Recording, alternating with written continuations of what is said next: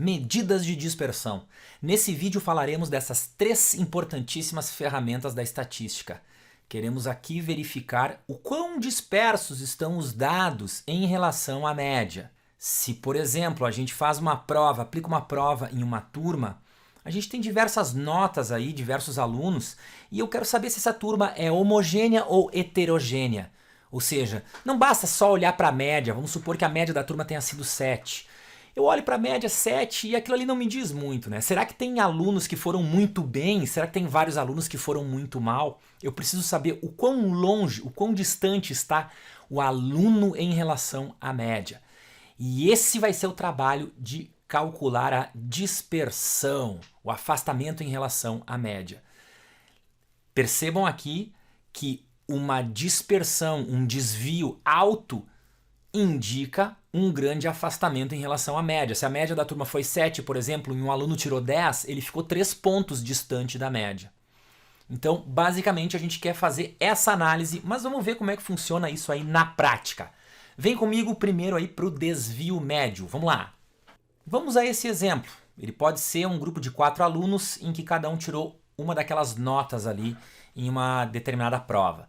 Então vamos verificar primeiro a média. Qual foi a média desses alunos aí? Estamos aqui falando em média aritmética, então eu coloquei 4 elementos ali, dividamos isso por 4, portanto. A média aritmética desses dados aí fica 5. Agora a ideia é verificar o afastamento de cada uma das notas em relação a essa média 5. Percebam, o número 2 está a 3 pontos distante do 5. O número 5 está a 0 pontos distantes da média 5. O 7 ficou distante da média 5 por 2 unidades. E o 6 está distante daquela média 5 por 1 unidade. Notem aqui que não interessa se o afastamento é para mais ou para menos. Então a gente não usa o sinal aqui. Bom, esses são os desvios, os afastamentos. E aí eu te pergunto, o que será que é o cálculo? Como é que será que a gente faz o desvio médio? Não parece intuitivo isso? Pois é isso mesmo que tu pensaste. O desvio médio é simplesmente a média dos desvios. A gente vai fazer a soma desses desvios, 3 mais 0 mais 2 mais 1, e obviamente dividir por 4, porque colocamos ali 4 elementos. Aí está o desvio médio, exatamente 1,5. Esse é o desvio médio, indicando aí que em média essa turma aí, esses alunos aí, se afastaram em relação à média por 1,5 ponto. Agora já vamos ver o que é a variância. E eu lhes digo, variância é a média dos quadrados desses desvios. Então a gente vai pegar esses desvios aí, elevar eles ao quadrado e fazer a média. Isso é a variância. Olha que barbada. Aí estão os desvios. Então a gente vai elevar eles ao quadrado e, obviamente, a gente vai dividir isso aqui por 4, porque eu tenho 4 elementos ali.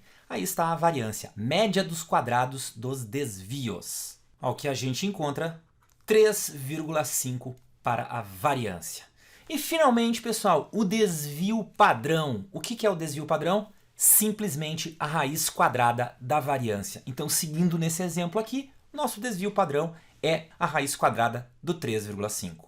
Portanto, raiz quadrada de 3,5. Isso aqui vai dar aproximadamente 1,87. Essa é a mecânica, pessoal. Essas são as fórmulas para o cálculo aí, então, do desvio médio, variância e desvio padrão.